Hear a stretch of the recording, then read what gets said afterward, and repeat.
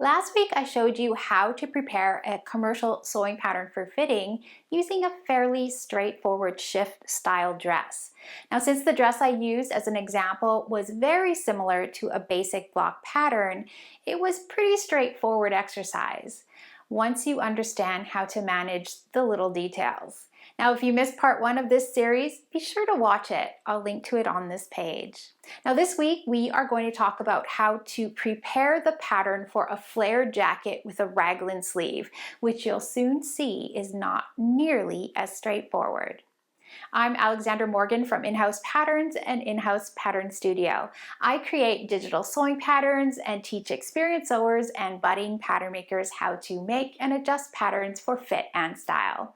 You'll find loads of inspiration and insight on fitting and pattern making at inhousepatternstudio.com. Let me show you how to prepare the sewing pattern and find the balance lines on a not so basic style. Okay, so let's talk about this little jacket here and how we can possibly prepare our pattern for fitting in this case. Okay, so you're going to see here that the back is quite flared.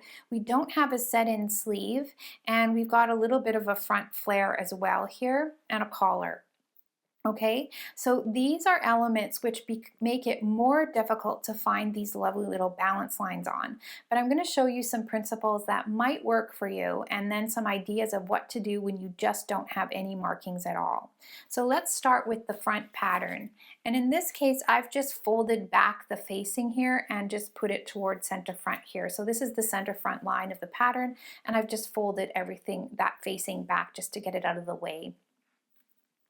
Okay, so hopefully you can see here, I do have markings for my bust and my waist on the front of my pattern here, which is great. This gives us some sort of idea about where these positions are on this pattern, so then we can compare it to the position that we have it on our body.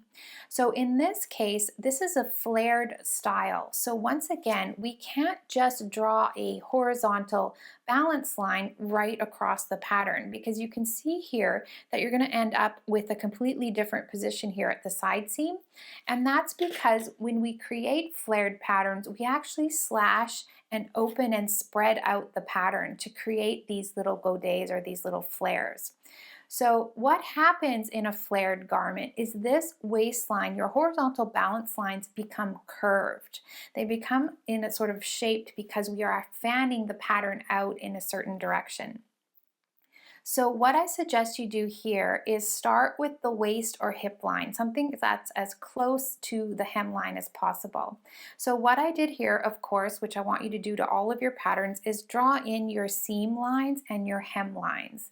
And you can see here I've drawn in the hemline following the direction that it's telling me how wide the hemline is. Now sometimes this isn't printed on the pattern, but it will be in the pattern instructions. So you should be able to find that somewhere. So I've just knocked back this particular edge to the seam line, drawing a parallel line from the cut edge 1 1/4 inch, which is the hem allowance width, back from the cut edge. Now, because my waistline is marked and I know this is a flared style, I am going to draw my waistline following along the same curve that I've got at the bottom hem. So that's what you'll see here as I've started my waistline position here. I've crossed over the symbol for the waist position, and you can see that this waistline position is parallel to my hemline. Now, because I've done that for the waistline, I have to follow the same principle for the bust line. So here I have a nice curved bust line position here based on it being drawn parallel to the bust line. So you can see here, I actually just erased it here. If I were to draw the bust line straight across here, chances are on the body it would look skewed. But if you draw it curved, when you are wearing this garment, it should look balance, and that's what we're looking for. We're looking to be able to create these lines so that they hang parallel and perpendicular to the floor as they're needed. Okay, so this is how I would start off with this flared pattern. Now this principle is also going to work for skirts. So the waistline is going to be usually sitting at the waist for most skirts. If it's lowered, it's okay. You can still use that as your guide. draw in your hip line and your waistline exactly the same way, being parallel to whatever guideline that you have closest, whether it's the waistline or whether it's the hemline of that skirt. You'll probably get the same amount of curve in each of them. Okay, so that's the easiest way to do that. And once again, when I have these positions marked on my front pattern, I can easily just move to my back and then indicate where they are for the back. So here is my back pattern, which is quite large. You can actually see how flared it is. It's very flared. That's the bottom half. And here's the top half where this is the raglan sleeve opening here. So I've got quite a flared pattern piece. And what I've done here, again, this is the side seam, and I'll bring in the front. All I've done here is, again, joined up my side seams, and I've marked the position on the back, so then I can continue on with this marking of the waistline at the back. And you're going to see here, once again, this waistline that I drew isn't quite aligned to this one. As I said, don't worry about it. Cross it out. Use this as your marking. Or if you can start with the back, you'll end up probably moving your front waistline position. Okay, so don't worry about that. You just want things to be kind of really working with your pattern. Now the bust line can be done exactly the same way. So in this case, if the bust line was lower, I would mark it here at the side seam and then just go straight across following parallel. But you can see here that my bust line on my front is actually landing in the arm side. So this tells me that the armhole for this particular jacket is quite low. So we got a really swingy, loose-fitting jacket in this case. So in this case, this is really difficult for me to figure out where the bust line is going to transfer to the back.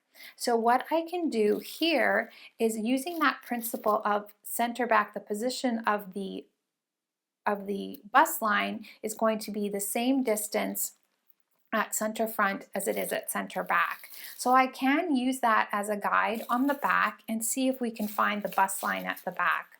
So if we measure up from, let's see if I can get this in the camera for you. So if we measure up from the waistline to the bust line at center front, I get 8 3/4 of an inch. Now let's see if that's going to work at the back. So let's see if I measure up 8 3/4 of an inch at center back. So this is using that principle that the bust and waistline at the front and back are going to be working together. And then what I can do on this pattern is measure 8 3/4 up all the way along. So you can see how this is a little bit more complicated than a very basic pattern. But it still can be done. But I do want to say, if you just don't know what to do, then you can't put the lines in. You have to use some other thing. So what you might want to do is just put the symbol in on your pattern. So in other words, if you don't know how to draw these lines in on your pattern, then just ignore them and put the symbols in so that you have some sort of guideline as to the position when you have your sample sewn up. So you can see here I'm just drawing in that line parallel to my hemline. And when this garment is worn, you're going to be able to see if that line is actually going to be hanging level. It appears curved here because we've added flare, but on the body, when all the flare is hanging straight down, it should appear level. So this isn't saying that this is in the exact right place. I actually don't know that for sure yet, but it's going to give us some guideline that we can start with. If we decide when we've sewn up our sample that it's not going to work, then we'll just ignore it next time. Okay, so just a little bit about the sleeve. So this particular jacket pattern has a raglan sleeve. So we're kind of limited a little bit on how we can, make a reference to the measurements here, just simply because it's not as straightforward. But we do have a bicep marking here. So what we'll do here, of course, is mark our bicep line in. Our sleeve here is going to kind of work with us as a grain line, because I can see that it's parallel to the grain line here. If you find that you have like a really shaped outer sleeve here on a raglan sleeve, just draw in your grain line, because that will give you a vertical line that you can actually help assess your fitting. Now the bicep line is going to go straight across, perpendicular from the grain line across the bicep marking point. It usually will land right at the corner of the arm side here and the underarm seam. Most cases that's the case. Now when I transfer that, we're going to transfer it to the back sleeve by doing exactly the same thing that we did to the side seams of the bodice. And we're just going to walk our pattern and make the marking here at the seam where they are supposed to join. And from there, I'm going to take my ruler and again, use that grain line as my guide.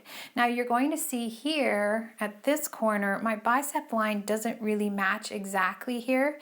Now I'm not sure why, it usually would, but this could just be the difference between the front and the back arm, say, and it might even be an adjustment that the pattern maker made to make those two seam lines fit together. We're gonna just go with it based on the grain line here, and then we'll leave that marking in. I hope this example has helped you understand how you can prepare a stylized commercial pattern for fitting and give you the ability to start using the vertical and horizontal balance lines to assess fit. Now, if you've tried this or have used this method before to assess fit, share your experience on this page. Now, if you want to learn more about balance lines and how to use them for fitting, be sure to get your free copy of the Perfect Fit Guide. If you're ready to try this method on a pattern that already has these guidelines marked on it, be sure to check out the Lila sewing pattern from In-House Patterns. I'll leave links to both of those resources on this page. I'll chat with you soon. Bye for now.